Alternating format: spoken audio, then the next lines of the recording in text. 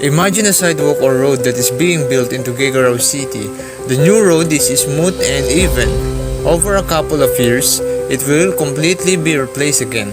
What changes would you see? What forces of weathering wear down that road over time? Weathering is the process that changes solid rock into sediments. With weathering, rock is disintegrated into smaller pieces. Once these sediments are separated from the rocks, erosion is the process that moves the sediments away from its original position. The four forces of erosion are water, wind, glaciers, and gravity.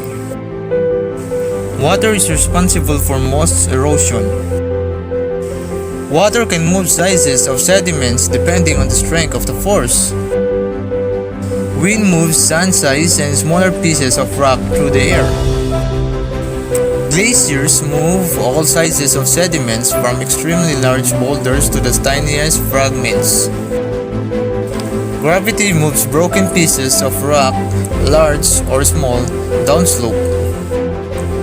With this concept in mind, we can explore different weathering processes that take place in our locality and its examples.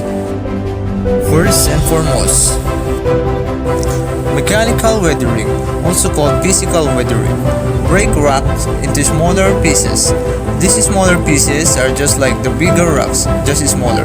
That means the rock has changed physically without changing its composition. Now that we know that mechanical weathering is, we can think of other ways it could happen. Plants and animals can do the work of mechanical weathering. This could happen slowly as a plant's root grow into a crack or fracture in a rock and gradually grow larger, wedging open the crack. Burrowing animals can also break apart rocks as they dig for food or to make living spaces for themselves. We can observe this as we become more observant in our surroundings.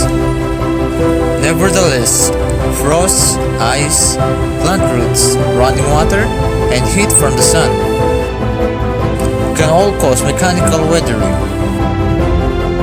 But here in Galileo City, we can only observe mechanical weathering from plant roots, running water, and most especially since our city is known as the hottest place in the country, heat from the sun. Another type of weathering is chemical weathering is another important type of weathering. Chemical weathering is different from mechanical weathering because rock changes not just in size of pieces but in composition. That is, one type of mineral changes into different mineral. Chemical weathering works through chemical reactions that cause changes in the minerals. It happens in different ways and factors. One could be chemical weathering by water or through carbon dioxide and oxygen intervention, and lastly through acids. In our locality, weathering can be seen in rocky areas and could be highly observed in one of the famous tourist spots in Galileo, Galileo Cave. Weathering is widely prevalent in our surroundings. We are just often not aware.